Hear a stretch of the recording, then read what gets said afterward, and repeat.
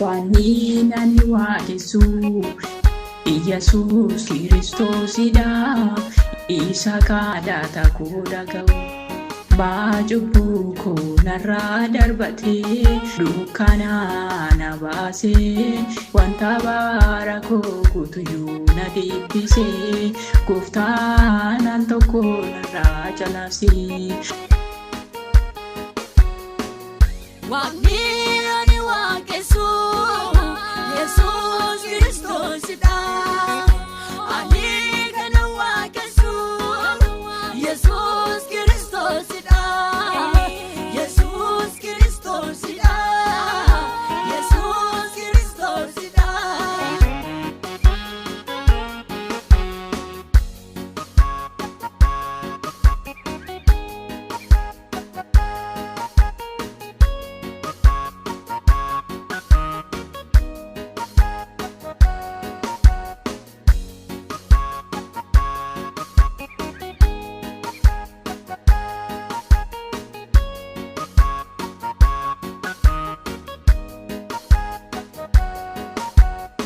Gooftaa Yesus koo angaarummaa kee dubbadhee fitu gaachana koo Yesus koo afaan koo natti ulfaatee al takka narraa darbattee isaan boo'ee sitti maddee hundumaa dhoksaa garaa koo seenaa gootee haaresitee.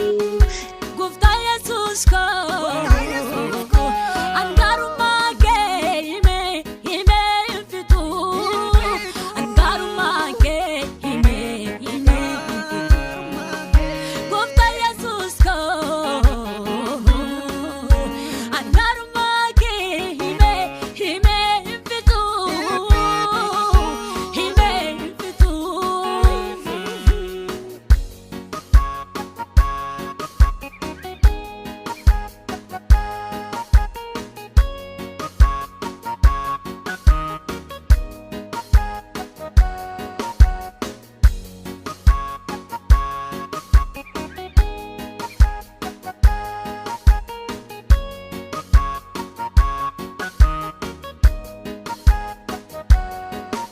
Gaachana koo Yesus koo gaachana koo Yesus koo olmaati naaf ooltee hanga bara koo guutuutti anoon dubbadhee fitu gaachana.